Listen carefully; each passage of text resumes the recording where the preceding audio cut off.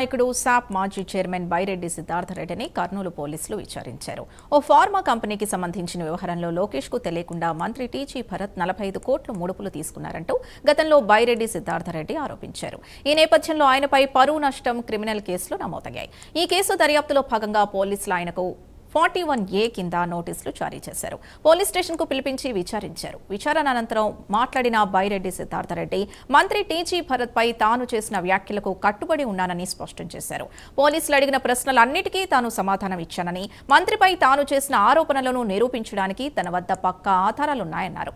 సరైన సమయంలో వాటిని బయటపెడతానన్నారు బైరెడ్డి సిద్ధార్థ రెడ్డి.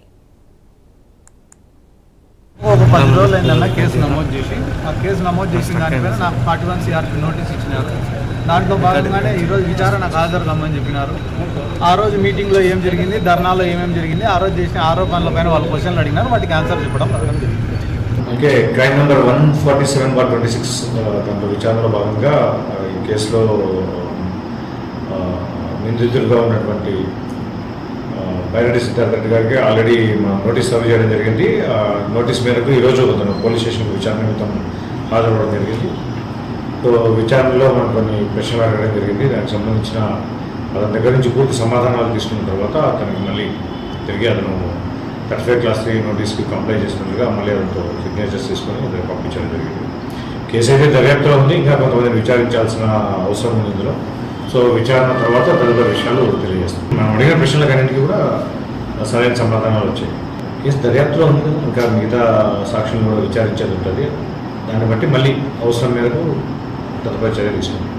ఎవరో చెప్తే విన్నాను అని మాత్రమే చెప్పారు. అతను ఇంకా ఆధారాలు అయితే ఏం లేవని చెప్పారు. సో రాజకీయంగా ఇలాంటి ఆరోపణలు అనేవి చాలా సహజము. 352, 353 Class 2, 356 Class 1, 356 Class 2 BNS కింద కేసు నమోదు కావడం జరిగింది. ముఖ్యంగా రెండు వర్గాల మధ్య విభేదాలు రెచ్చగొట్టే విధంగా మాట్లాడటం, అలాగే ఎవరినైనా దురుద్దేశపూర్వకంగా అవమానించాలనే ఉద్దేశంతో మాట్లాడటం, దానికి సంబంధించి సెక్షన్స్ అప్లై